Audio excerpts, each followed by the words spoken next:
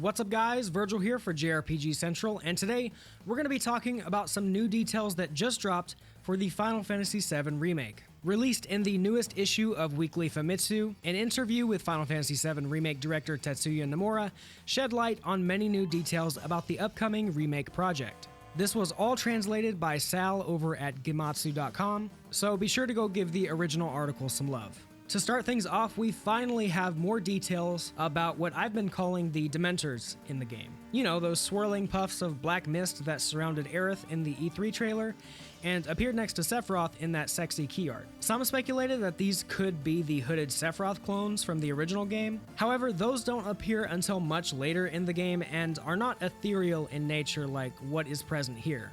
Turns out, as I suspected, these are an all-new addition. Speaking with Famitsu, Nomura said, quote, "The Watchmen of Fate are mysterious beings that appear before the party wherever they go. I hope that even those who have played the original game will enjoy the new elements," end quote. So we now have a name for these wispy figures in black, and we know that they will follow the party wherever they go, which is interesting. While these still could be connected to the Sephiroth clones from the original, I believe Nomura's last sentence about veteran players enjoying the new elements drives home the fact that these are all new creations. So, how should we feel about all this? Well, ultimately, that's for you to decide for yourself. Personally, I'm not exactly sure how I feel. It's hard to say without any context given to these things at all, but as long as it's well written and doesn't affect the original narrative negatively, I don't think they will necessarily be a bad thing. This is a remake after all, and they've said many times that they will adapt and change certain elements from the original. So as long as they fit and make sense narratively, I guess I'm open to them.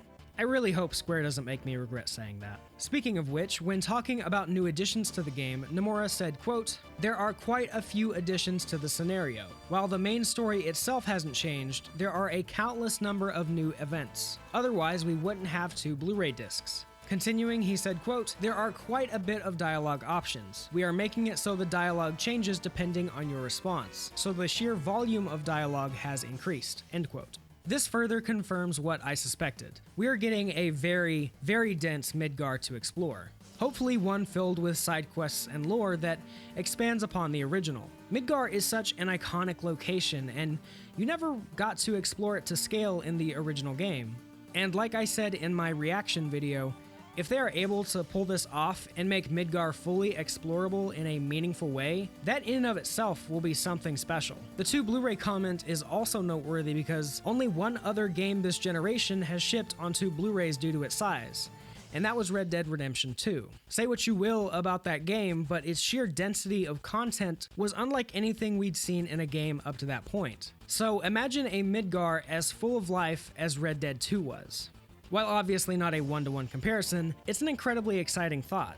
Next, Nomura dropped the biggest bit of news from this interview, at least for me anyway. When speaking on the Honeybee Inn and the famous cross-dressing scene, Nomura said, quote, "The Honeybee Inn cross-dressing event is still in. We've made it more modern. If we made the facility like we did in the original game, the physical unease would be staggering, so that was no good. This is fantastic news, as I and many others, I'm sure, were honestly uncertain whether this iconic scene would make it into the remake at all. How much they will change the scene is still up for debate, but I'm just happy the scene is going to be represented in the game at all. I think it will likely be toned down greatly, and sadly by his comment about the Honeybee Inn as a facility, I think the Manly Men hot tub scene is going to get the axe. I know, it's a crime against all that's decent not to include this crucial, pivotal moment in the story. But alas, the closest we may ever get is this fan-made screenshot. So look at it, soak it all in, and let's move on. Nomura spoke very briefly about other elements like each character's different affinity to enemies and the adding of all new enemies, which I feel like will translate to, say, Barrett's Gatling gun being more powerful against flying enemies and stuff like that. Again, hard to say when going off of short quotes, but I'm pretty sure that's what he means. The last tidbit of info we got was on Tifa, and yes, they actually addressed Tifa's boobs. Nomura said, quote, "We wanted Tifa to have abs, so she has an athletic body type. The ethics department at Square Enix also told us that we had to tighten her chest as not to get unnatural during all the Oh god. As not to get unnatural during all the intense action. From there we got the black underwear and fitted tank top. This never really bothered me that much to begin with, but this response is just hilarious. So what do you guys think of all these new details? Are you stoked to see Cloud cross-dressing in glorious 4K? Or are you upset about Tifa's considerable downsizing at the hands of the evil ethics department? Let me know in those comments down below. Remember, if you liked the video, be sure to hit the thumbs up as it really helps the channel grow. And speaking of, we are actually coming up on 10,000 subscribers, which is just insane. And honestly, I don't even know what to say other than thank you. Thank you for watching and sticking around with me for so long.